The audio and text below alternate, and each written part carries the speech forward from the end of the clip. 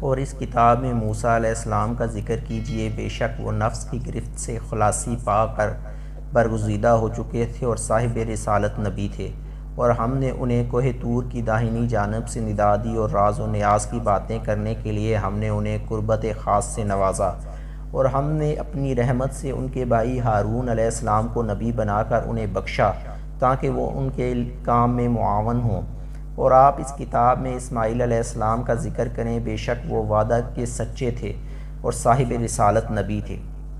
اور وہ اپنے گھر والوں کو نماز اور زکوٰۃ کا حکم دیتے تھے اور اپنے رب کے حضور مقام مرضیت پر فائز تھے، یعنی ان کا رب ان سے راضی تھا۔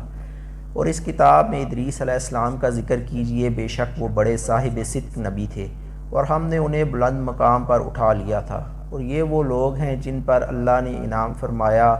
زمرہ انبیاء میں سے آدم علیہ السلام کی اولاد سے ہیں، اور ان مومنوں میں سے ہیں جنہیں ہم نے نوح علیہ السلام کے ساتھ کشتی میں طوفان سے بچا کر اٹھا لیا تھا، اور ابراہیم علیہ السلام کی اور اسرائیل یعنی یعقوب علیہ السلام کی اولاد سے ہیں، اور ان منتخب لوگوں میں سے جنہیں ہم نے ہدایت بخشی اور برگزیدہ بنایا، جب ان پر خدائے رحمان کی آیتوں کی تلاوت کی جاتی ہے وہ سجدے کرتے ہیں اور زار و قطار روتے ہوئے گر پڑتے ہیں۔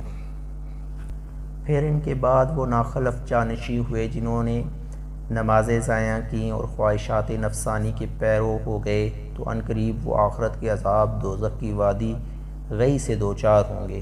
سوائے اس شخص کے جس نے توبہ کر لی اور ایمان لے آیا اور نیک عمل کرتا رہا، تو یہ لوگ جنت میں داخل ہوں گے اور ان پر کچھ بھی ظلم نہیں کیا جائے گا۔ ایسے سدا بہار باغات میں رہیں گے جن کا خدائے رحمان نے اپنے بندوں سے غیب میں وعدہ کیا ہے، بے شک اس کا وعدہ پہنچنے ہی والا ہے، اور اس میں کوئی بیہودہ بات نہیں سنیں گے مگر ہر طرف سے سلام سنائی دیں گے، ان کے لیے ان کا رزق اس میں صبح و شام میسر ہوگا۔ یہ وہ جنت ہے جس کا ہم اپنے بندوں میں سے اسے وارث بنائیں گے جو متقی ہوگا۔ اور جبرائیل میرے حبیب صلی اللہ علیہ وآلہ وسلم سے کہو کہ ہم آپ کے رب کے حکم کے بغیر زمین پر نہیں اتر سکتے، جو کچھ ہمارے آگے ہے اور جو کچھ ہمارے پیچھے ہے اور جو کچھ اس کے درمیان ہے سب اسی کا ہے، اور آپ کا رب آپ کو کبھی بھی بھولنے والا نہیں ہے۔ وہ آسمانوں اور زمین کا اور جو کچھ اس دو کے درمیان ہے سب کا رب ہے، پس اس کی عبادت کیجیے اور اس کی عبادت میں ثابت قدم رہیے۔ کیا آپ اس کا کوئی ہم نام جانتے ہیں؟ اور انسان کہتا ہے کہ کیا جب میں مر جاؤں گا تو عنقریب زندہ کر کے نکالا جاؤں گا؟ کیا انسان یہ بات یاد نہیں کرتا کہ ہم نے اس سے پہلے بھی اسے پیدا کیا تھا جب کہ وہ کوئی چیز ہی نہ تھا؟ بس آپ کے رب کی قسم ہم ان کے اور جملہ شیطانوں کو قیامت کے دن ضرور جمع کریں گے، پھر ہم ان سب کو جہنم کے گرد ضرور حاضر کر دیں گے، اس طرح کہ وہ گھٹنوں کے بل گرے پڑے ہوں گے۔ پھر ہم ہر گروہ سے ایسے شخص کو ضرور چن کر نکال لیں گے جو ان میں سے خدائے رحمان پر سب سے زیادہ نافرمان اور سرکش ہوگا۔ پھر ہم ان لوگوں کو خوب جانتے ہیں جو دوزخ میں جھونکے جانے کے زیادہ سزاوار ہیں، اور تم میں سے کوئی شخص نہیں ہے مگر اس کا دوزخ پر سے گزر ہونے والا ہے۔ یہ وعدہ قطعی طور پر آپ کے رب کے ذمہ ہے جو ضرور پورا ہو کر رہے گا۔ پھر ہم پرہیزگاروں کو نجات دے دیں گے اور ظالموں کو اس میں گھٹنوں کے بل گرا ہوا چھوڑ دیں گے، اور جب ان پر ہماری روشن آیتیں تلاوت کی جاتی ہیں تو کافر لوگ ایمان والوں سے کہتے ہیں اسی دنیا میں دیکھ لو، ہم دونوں گروہوں میں سے کسی کی رہائش گاہ بہتر ہے اور مجلس خوب تر ہے، اور ہم نے ان سے پہلے کتنی ہی قوموں کو ہلاک کر ڈالا جو ساز و سامان زندگی اور نمود و نمائش کے لحاظ سے ان سے بھی کہیں بہتر تھے۔ فرما دیجئے جو شخص گمراہی میں مبتلا ہو تو خدائے رحمان بھی اسے عمر و عیش میں خوب مہلت دیتا رہتا ہے، یہاں تک کہ جب وہ لوگ اس چیز کو دیکھ لیں گے جس کا ان سے وعدہ کیا گیا ہے، خواہ عذاب اور خواہ قیامت، تب وہ اس شخص کو جان لیں گے جو رہائش گاہ کے اعتبار سے بھی برا ہے اور لشکر کے اعتبار سے بھی کمزور تر ہے۔ اور اللہ ہدایت یافتہ لوگوں کی ہدایت میں مزید اضافہ فرماتا ہے، اور باقی رہنے والے نیک اعمال آپ کے رب کے نزدیک اجر و ثواب میں بھی بہتر ہیں اور انجام میں بھی خوب تر ہیں۔ کیا آپ نے اس شخص کو دیکھا ہے جس نے ہماری آیتوں سے کفر کیا اور کہنے لگا مجھے قیامت کے روز بھی اسی طرح مال و اولاد ضرور دیے جائیں گے؟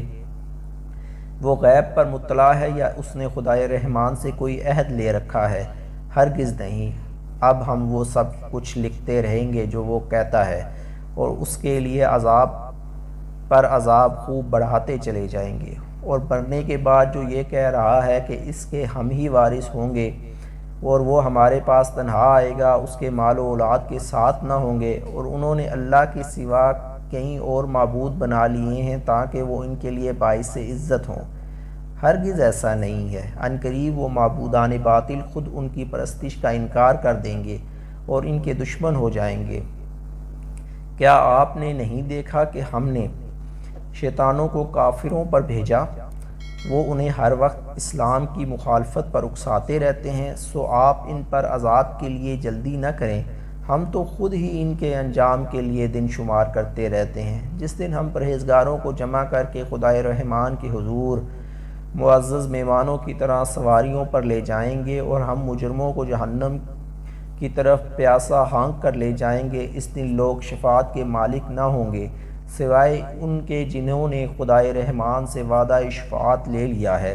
اور کافر کہتے ہیں کہ خدائے رحمان نے اپنے لیے لڑکا بنا لیا ہے۔ اے کافرو، بے شک تم بہت ہی سخت اور عجیب بات زبان پر لائے ہو۔ کچھ بعید نہیں کہ اس بہتان سے آسمان پھٹ پڑیں اور زمین شق ہو جائے اور پہاڑ ریزہ ریزہ ہو کر گر جائیں کہ انہوں نے خدائے رحمان کے لیے لڑکے کا دعویٰ کیا ہے۔